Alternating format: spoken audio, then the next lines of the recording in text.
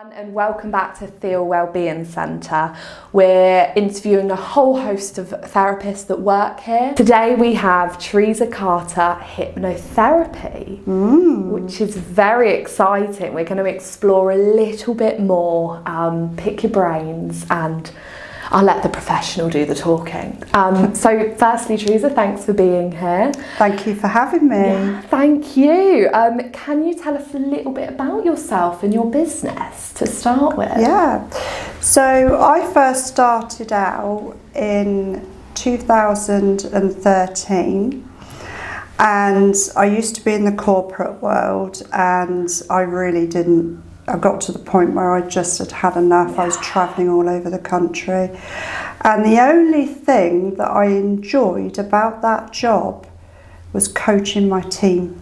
So there it was. Yeah. Your light bulb moment of That's it, your calling. yeah. Nice, yeah. So I had a car accident and that was really the turning point for me. Wow. I did a bit of soul searching and I just thought, do you know what? I've had enough. Yeah. And before I knew it, I was researching how to become a therapist. But by chance, hypnosis came up on Google and I started to explore it and I seemed really fascinated with it. Something clicked. Yeah, because nice. I've always been into self-healing and self-therapy books. So I had a look and before I knew it, I was on it. That was it, yeah. This was something you couldn't let go of. Oh, exactly. That's lovely. It sounds like you're speaking with a lot of great passion there. There is a lot of passion. Yeah. And I feel so lucky to be able to do what I love to do. I'm so grateful for the opportunity to help so many people. Oh, that's so lovely. So I just feel grateful that every day I get up and do what I love.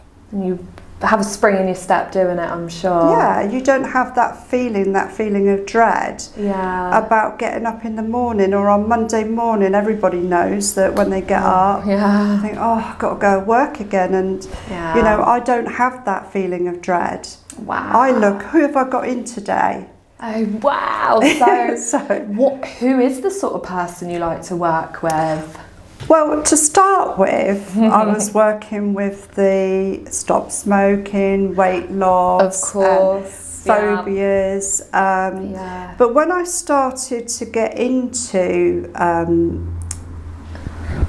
what my specialisms were, I found that I wanted to work with more anxiety, depression, OCD, the complicated stuff, I guess, because I like being like a little detective.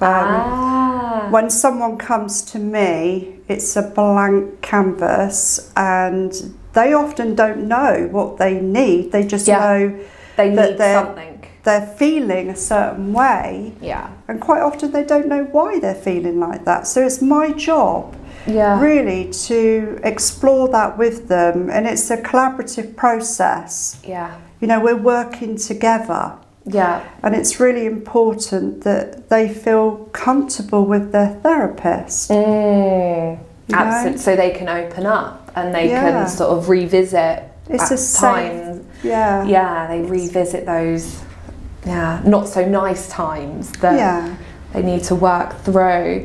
So can you tell us a little bit about respect and confidentiality? Of course, I know that's very important. Can you tell us a bit about how you have helped someone on their journey? Oh gosh, there's so many. Who do I that's pick? Lovely to hear. Thank you. There was only one yesterday. Wow.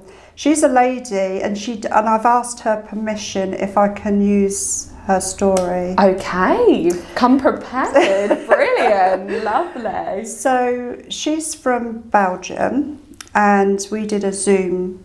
We do our therapy over Zoom, and there's not many I do over Zoom, but it's becoming more popular now because when you get recommended to family that live abroad, you know, they want to see you. Yeah, absolutely. Wherever you are in the world. And technology allows that. So. Exactly. So She, as time has gone on in her life, she was suffering with anxiety and depression. And there came a time recently where she was having a lot of pain in her body. And so she went through a series of medical examinations and tests and things. And they then diagnosed her with fibromyalgia, which I appreciate is a really painful experience every day that you get up, you know, your joints are aching, it's inflammation in the body. And it was really crippling her. And she'd gone into a new relationship, and she'd only been in this relationship for 6 months. And she fell head over heels in love with this guy. But he said to her last week, "Your illness is too much for me." Oh. Okay? Not what someone wants to hear. No. And she decided it was a mutual agreement that they end the relationship. Right. Because she was starting to feel that she couldn't express her emotions to him. Yeah. Because if she did, then he would leave her. This is what she was feeling. And I said to her, "What would sum up how you're feeling right now?" And she said, "Damaged goods." Oh. I said, "That's interesting. Can you tell me the very first time that you felt that way?" And she sat there and she thought about it. She said, "Well, it goes way back." I said, "That's fine. Tell me what you remember." And she said that she remembered being very poorly, and her mother, because she was feeling really sick, and she said, "I really don't want to go to school today, Mum. I feel ill." And her mother said, "There's nothing wrong with you. You're going to school. Stop lying." So, but her dad, she got upset, and her dad then said, "Look, you know, okay, I'll stay at home with her." Now, all day she was vomiting. She was really poorly, but she started to doubt. Even then, she was about 7 years old, and she started to doubt that she was actually sick, even though she'd been vomiting all day. So I said to her, "Do you think there could be a link here?" And she said, "Now that I'm telling you this, I think there could be, because when I was a baby, I had to have a serious operation to save me." Oh gosh. Okay. And my mum was suffering with postnatal depression. So that in itself, if she was emotionally neglected, you know, and she'd already been separated from her mum to have the operation, that's traumatic in itself, isn't it? Yeah, absolutely. You know, because you've just come out of the womb, you're scared, and, you know, you want to feel safe. So she didn't feel safe even as a baby, because she doesn't obviously remember that experience, but there is a part of her brain that does. Of course, yeah. Because every single experience that we've ever had in our entire life has been stored in that lower level of awareness. Now, some is stored to keep you safe. Yeah, yeah. So, but some is stored that this information is not good for us.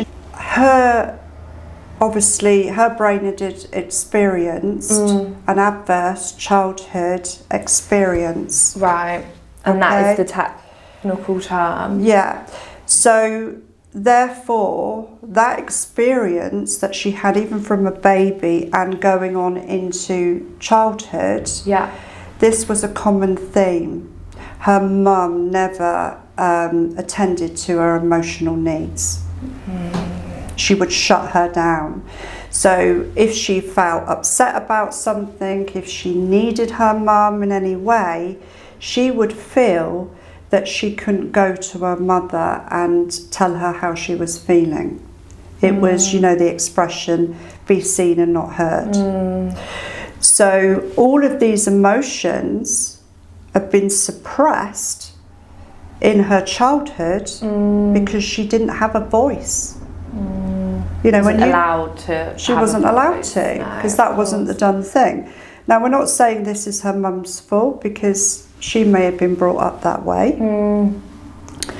But what's happened is all of these emotions where she's built up, and I like to call them cover emotions, because you've got these emotions that sit right at the bottom, and then you've got all these emotions then just piling up. And of course, if you've never ever expressed those emotions or not been allowed to, they're lingering, and they're open wounds. They come up in ways that we don't expect sometimes, don't we? And it sounds like they've come up with the ex-partner now in that situation. He's triggered her. He's triggered that open wound. Yeah. Wow. But she's attracted that type of relationship. Absolutely. All her life, since she'd been an adult, every relationship, she attracted someone that was emotionally unavailable. Because that's what she knew, and that's what she was sort of brought up.